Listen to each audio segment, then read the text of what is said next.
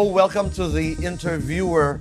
This conversation tonight is reminding all of us that February is the Heart Failure Awareness Month or the Heart Month. Doc Eileen, maraming salamat.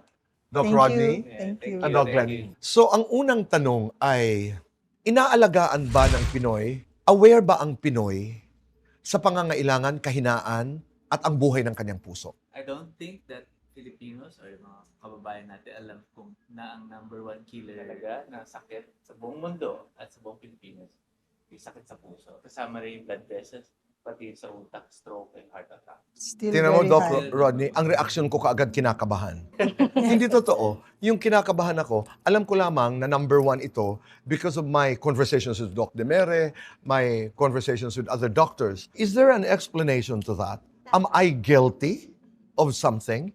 Tama yun, Boy, because after nung magkaroon ng pandemya, talagang dumami talaga ang mayroong sakit sa puso. Dahil sa pandemic, nadagdagan yung mga myocarditis na naglikha ng heart failure. At ngayon, sama-sama na silang lahat.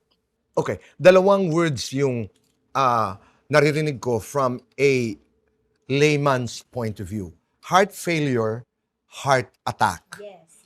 Ano ang pagkakaiba noong dalawa, Doc Erlene? Yeah. Pag sinabing heart attack, or we call myocardial infarction in medical term, it is caused by barado ang ugat sa puso.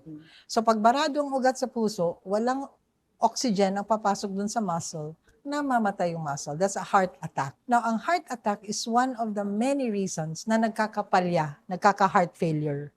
The heart failure means pump failure. The heart fails to pump. The heart, hindi na kaya niya mag-supply ng tamang oxygenated blood sa buong katawan. Ang purpose kung bakit tayo gustong malaman ng mga Pilipino yung heart failure awareness.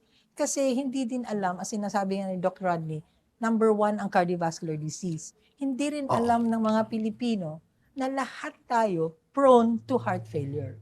1 in every 4 people can have heart failure. Kasi lahat yan galing sa mga risk factors like smoking, hypertension, diabetes. Yun yung mga factors na dapat i-control para ma-prevent ng blockage, for example, and heart attack, and brings about heart failure. Okay, so ibig sabihin, ang heart attack, hindi nangangahulugan na pag nagkaroon ka ng heart attack, patay ka. Yes, hindi. Ano ang sintomas na nangyayari ang heart attack? Madalas pag heart attack, yung na-associate ng mga tao doon is chest pain. Sumasakit ang dibdib, pupunta ng emergency room. Doc, ang chest pain, saan ba? Kanan, kaliwa, gitna? Sa gitna. Ito, gitna. So dito ang So para sakit. siyang may nakadagan. The location of the heart is really at the center. It's not Okay. at the left. Slightly to the It's just left. Okay. pointing to the left. Slightly to the left. Right. But it's really at the center of the heart. So dapat sa susunod dito. Ang sakit Yeah, ng ganun. puso. Dito. Right. Right. Hindi dito. Yes. Okay. So isa sa mga sintomas ay chest pains. Meron pa iba? Pwede ding sumasakit ang tiyan, sikmura. Yes. Hala, ano ba? Sumasakit ang likod. Pag Pwede sinasabi rin mo yan. masakit dito, masakit ako. Dito, masakit ako. Pwede rin siya mag-radiate Masa- to your shoulders. Shoulder, sa likuran. Pwede rin siya mag-radiate to your Oo. neck, jaw. Yes. Or nangangalay. Nangangalay. Yes, nangangalay Ano? ang kaliwa. Kanan? Pareho. Up. Pwede siyang kaliwa. Meron din kasi percentage, right? Pag nagka-heart attack ka kasi, tuloy-tuloy siya and the severity increases. Kahit naka-rest. Kahit naka-rest ka. So you need to go to the hospital. Kailangan pumunta ka sa ospital pag Pag yung chest pain mo ay tuloy-tuloy, kahit nakapahinga kahit ka. nakapahinga ka na, and the severity or yung sakit niya ay pasakit na pasakit. Patindi. Patindi ng patindi. At patagal siya ng patagal. Okay, so uulitin ko lamang, napakahalaga nito talaga.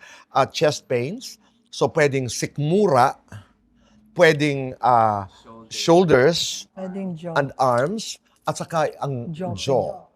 So pag tuloy-tuloy yan, yung severity na sinasabi ni Doc Rodney, huwag na tayo manghula. Let's go to the hospital. Ano ang mga causes nun? Yung pinakaunang niyan is that your arteries na nagkakaroon ng build-up of cholesterol. So nanggagaling saan ang cholesterol? Okay, so yung cholesterol nanggagaling sa genetic siya. So pwedeng sa genes mo, mataas na yung pinamana sa'yo ng parents. Namamana ito, Doc. Namamana ito. So 80% Okay. through genes and 20% through diet also. So Lifestyle. may lifestyle. So yung kumakain ka ng mga trans fats like burgers, Fast food. Yung fast food, chicken skin, so yun yung mga Chicharon. so yung 20% of that is brought by diet. Sa cholesterol pa lamang yun. So cholesterol pa lang yon. So yung may other risk factors pa.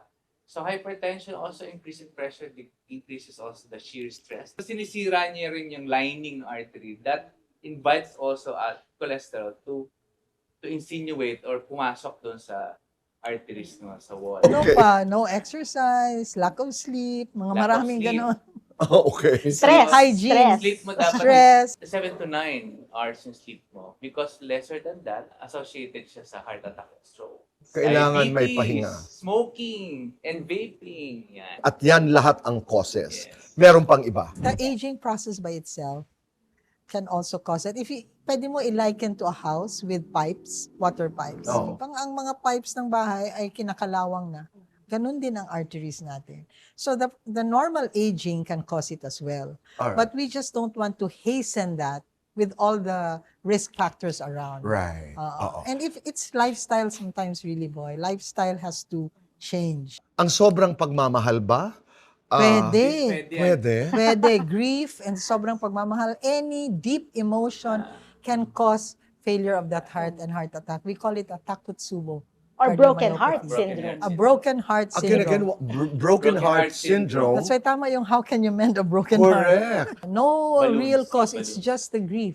Not even causing a heart attack. It's just the increase in Inflammation. inflammation, Catecholamines. catecholamines. Stress You know, hormones. stress hormones become so high. Okay. Kaya hindi pwedeng ma-stress. boy. Kailan tumatawid yung heart attack to heart failure? That's a very good Tumatawid question. ang heart attack sa pagiging heart failure kung nagkaroon na ng danyos or damage yung muscle ng puso dahil sa kawalan ng blood supply dahil nga barado yung mga ugat ng puso, ano? The main thing lang talaga is heart failure means failure of the heart to do its function. That's right. So Oo. the function of the heart is supposed to supply oxygen to the entire body. So we are healthy, right? Pag hindi na niya kaya, by whatever reason, either sinasabi ni Dr. Glennie na humina yung pag-pump, or pwedeng normal yung pump niya, pero hindi siya Matigas. hindi siya makatanggap, hindi siya makarelax. So that's what we call the diastolic heart failure. Okay. And Yeah. heart failure causes death. Yes. That's why the purpose, boy, of our Heart Campaign, Failure Awareness Week, our campaign, is to let Filipinos know that we are prone. Walang makakaligtas dyan pag hindi maingat. We should know the risk factors and control that and have periodic check-up. Pag-usapan natin lahat yan. Because that's necessary. O yung mga Yes. paano maiiwasan, ano Yeah. yung dapat ginagawa natin, paano natin pangalagaan ang puso, ano itong mga risk factors na ito, para mas maunawaan ng ating mga kababayan. Okay. So, yung Philippine Heart Association itself has a new program ng PHA Puso Muna. So, it's a primary prevention program advocacy. So, 11 components yan. Sinabi ko nga, control your blood pressure, your sugar control, cholesterol control, avoid smoking, avoid alcohol, complete sleep, exercise, take your maintenance medication, avoid stress also. So, yun yung mga components na dapat yun, it can prevent cardiovascular death or heart attack or stroke or heart failure. Hindi ba tinatanggalan natin ang karapatan ng bawat isa maging masaya sa lahat ng mga requirements na ito? Moderation is the word.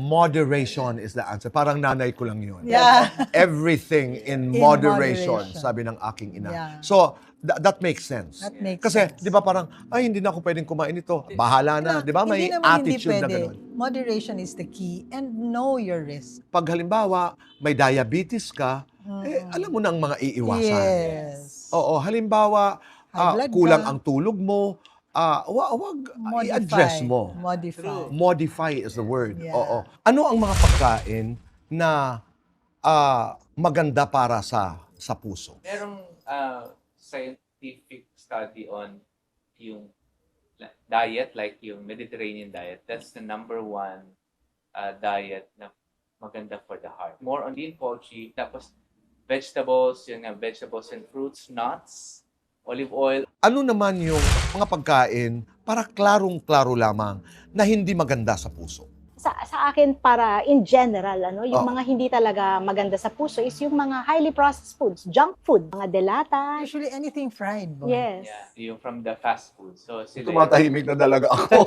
Baka lalo nang walang... Kaya it's better for us to cook our own food. Kasi nga, Right. yung fresh siya, and we know the oil that we are using. Okay. Anong mga tests at screenings, halimbawa, para malaman nila, ma-monitor ang kanilang heart condition? Number one sa akin, yung pagmamonitor ng simpleng blood pressure lang sa bahay is number one.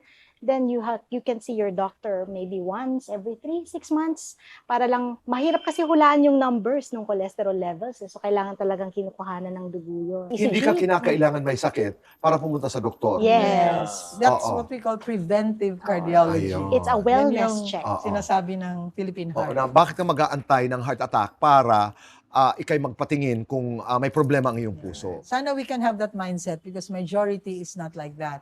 Antayin talagang may maramdaman bago magpatingin. Mm. Oo. Diba? Ang sex ba mabuti sa heart? Well, Again, moderation.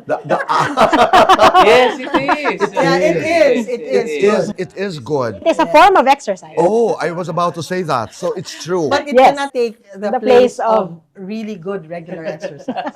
No, but it can be a good exercise. Yes. But if you have a good regular exercise, you can do better. Yes. Oo. Tama. It's good. It's good. Kasi it releases also happy hormones. Yeah. And it improves the function of the heart. Something like that. Mahal ba? Wala naman akong pera. E pupunta pa ako sa doktor. Mahal ba mapangalagaan ang aking puso?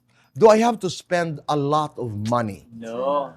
Mas mahal ang ma-hospital. Aabutin ka ng milyon-milyon kaysa doon sa i-prevent mo Yes. yung pagkakaroon ng sakit. So, mas mahal. Hindi mahal ang mag-alaga ng puso, mas mahal ang mag-asakit. Doc Lenny, ako naman, huli na lang, katanungan. Ang dami-dami niyong sinasabi, Boy Abunda at mga doktor, wala na akong pambili ng ulam, wala naman akong pera, natanggal si tatay sa trabaho, tapos sasabihin niyo sa akin, i-regulate ang aking pagkain. Ba't ko iisipin yun? Ang fundamental worry ko ay may makain ako bukas. Nawalan ako ng trabaho. Anong pinagsasabi niyo na bawal ang ganito? Gusto ko lang makakain. Those who cannot can always avail of the government services. Meron pa rin namang suporta yung gobyerno natin. Talagang dun sa walang-wala. PhilHealth still works. So, lalo na sa mga government hospital, it's a no-balance billing for PhilHealth. Kung masama pakiramdam, pumunta doon, may titingin na doktor doon sa mga talagang low-income bracket na families natin. Yeah, I think one way siguro is kasi sometimes gulay is also expensive eh. I've heard patients who say, ang mahal ng gulay, kaya dito na lang kami sa mga ganyan-ganyan. So the choice becomes, dito na kami, wala kayong plant your own vegetables. You can have a garden, even in a small place, even in pots, you can plant your own vegetables. And even if you have space, have your own fish pond, a little fish pond with tilapia. You have to be it's- creative. You have to be creative and wala talagang dapat reason na sabihin na, ay, hindi ko kaya, ay, wala akong ganito, wala. No, we should not put a no when it comes to our health. Points well taken, naiintindihan namin, maraming salamat. Pero ang ipakikiusap ko lang sa ating mga kababayan ay sana'y umpisahan din natin yung cultural revolution, mindset revolution. Kasi halimbawa may nananalo, may nakapasa ng exams, pa-burger ka naman, oh. Pa-pizza. It's very cultural. Pa-pizza ka naman. Kaya pa-soft drinks ka naman, oh. One day, we hope na sana maging woke, maging in ang pagulay ka naman. Napapagtawanan lang natin ngayon kasi bago. Pero sana'y dumating yung panahon na, di ba, paisda ka naman. Minsan para mas masaya ang buhay. That's Yun. nice. Maraming salamat, Doc Erlene, Thank Doc you, Rodney. Boy. Thank you so Maraming much. salamat. Doc For- Lenny, maraming salamat. At maraming salamat po kay Mr. Mario Haynard, Esguerra of Tikme Dine. Napakagandang restaurant, napakagandang lugar, at napakaraming gulay at napakaraming At isda. fresh air. At fresh air dito sa lugar na ito. Maraming salamat. Kita-kita tayo muli at mula sa aming puso, maraming salamat.